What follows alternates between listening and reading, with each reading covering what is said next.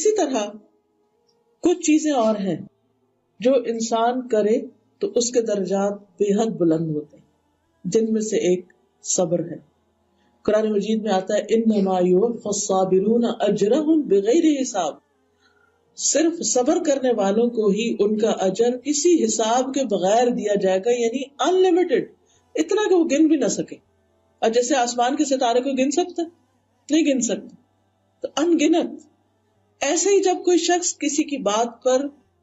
کسی کی تکلیف دہ بات سے چپ ہو جاتا ہے، کسی بیماری پہ صبر کرتا ہے، واہ ویلا نہیں مچاتا، کسی کے فوت ہونے پر صبر کرتا ہے، الحمدللہ کہہ دیتا ہے، تو یہ سارے کام ایسے کام ہیں کہ جن پر انسان کو ایسے ہی اجر ملے گا جیسے بے شمار ستارے ہوں.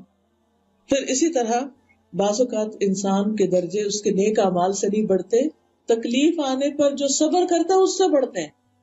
حدیث میں آتا ہے جب اللہ کے ہاں کسی بندے کا مقام اور مرتبہ اس درجے سے آگے بڑھ جاتا ہے جہاں اس کا عمل نہیں پہنچتا، یعنی مقام بڑا اللہ کے ہاں اس کا، لیکن اس کا عمل ابھی اتنا نہیں ہے کہ وہ اس تک پہنچے، تو اللہ تعالیٰ اسے اس کے جسم میں یا اس کے مال میں یا اس کی اولاد میں اسے کسی آزمائش میں ڈال دیتا ہے. کوئی بیماری ایسی آ جاتی، کسی کو کینسر ہو جاتا ہے، کوئی ہارٹ کی بیماری میں مبتلا ہو جاتا ہے، اور یہ اس کے لیے سخت تکلیف اور پریشانی کا باعث بن جاتی ہے، اور پھر وہ اس کو صبر بھی عطا کر دیتا ہے. تو اس بیماری یا تکلیف کی وجہ سے وہ اس بلند درجے پہ پہنچ جاتا ہے جو اللہ کی طرف سے اس کے لیے لکھا گیا ہوتا ہے کہ اس بندے کو یہاں تک آنا ہے. تو اس لیے اگر کوئی تکلیف ہو تو اس پر انسان پریشان نہ ہو، دکھی نہ ہو.